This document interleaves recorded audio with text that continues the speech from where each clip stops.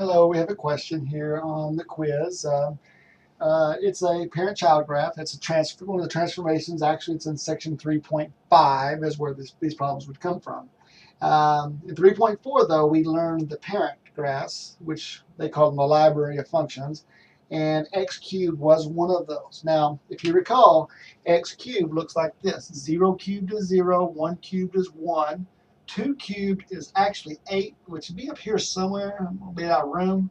Negative 1 cubed is negative 1, and negative 2 cubed is negative 8. So the parent graph kind of looks like this. All right, and it doesn't hook back. It's going to hook forward like that. So that's the parent graph of x cubed. So now on the child graph, these are the transformations that you would need to do. It's x plus 1 cubed. Now this, remember, is a horizontal shift. The 3 is the vertical stretch. The negative is a vertical reflection. And then plus 4 will move the whole thing up 4 units. So the first thing we do is the horizontal shifts. And that becomes x plus 1, so it goes 1 unit to the left. So this point right here is now here. All right?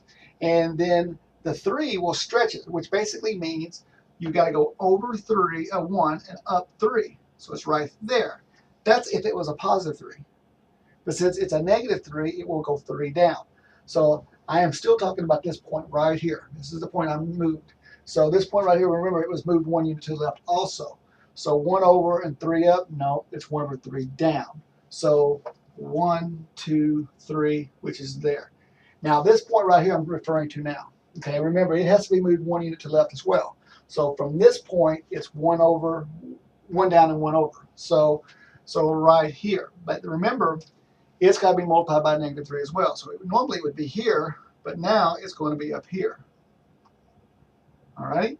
Now, if you notice, I haven't forgot the plus 4. I know the plus 4 has got to be in there as well. So right now, you have this graph going on right there. Now, this is without the plus 4. The plus 4 now is going to take the whole graph and move it vertical 4 units up. So I'm going to do this in a little different color. So this point right here has to go 1, 2, 3, 4, which is right there. Okay. And this point right here has got to go 4 up. 1, 2, 3, 4, which is there.